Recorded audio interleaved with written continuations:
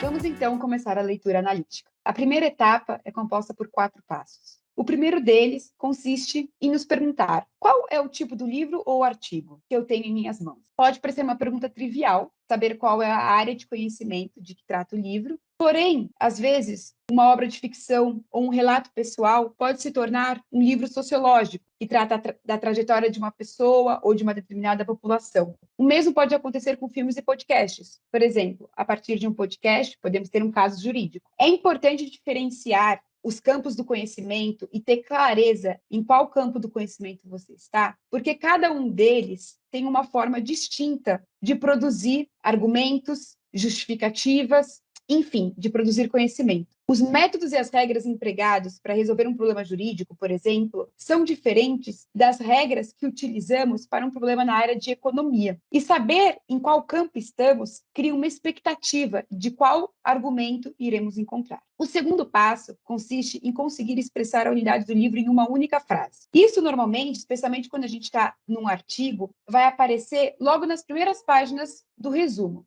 Você pode adotar a formulação que foi dada pelo próprio autor. Entretanto, conforme você for lendo o texto, e inclusive retornar ao texto numa segunda leitura, você deve ser capaz de expressar a unidade do livro com as suas próprias palavras. Aqui é muito importante perceber que pode haver variações. Então, às vezes, uma aluna escreve de uma forma diferente do que outro aluno, e não há certo ou errado. O importante é que os elementos básicos do argumento, da unidade do livro, estejam presentes. Mas isso, inclusive, pode ser até material de discussão em sala de aula, as diversas interpretações sobre o que é a unidade do livro. O terceiro passo consiste em expor quais são as partes do livro e como elas estão relacionadas ao todo e entre elas. Aqui a gente delineia o que seria uma arquitetura do livro. Os autores falam que cada seção de um livro, apesar de não poder prescindir de uma estrutura própria e coerente, adquire sentido na medida em que se conecta e contribui para o todo. Do contrário, ela pareceria solta ou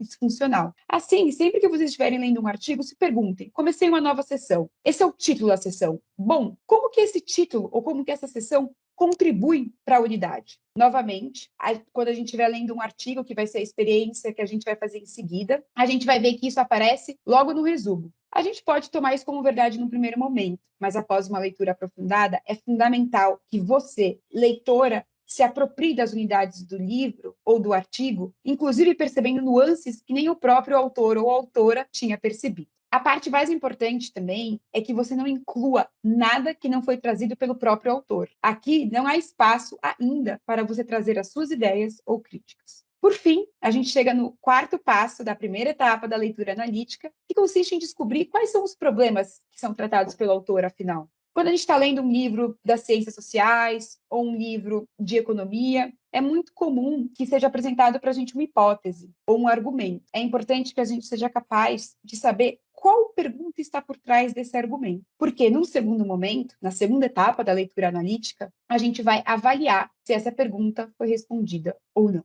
Entramos agora na segunda etapa da leitura analítica.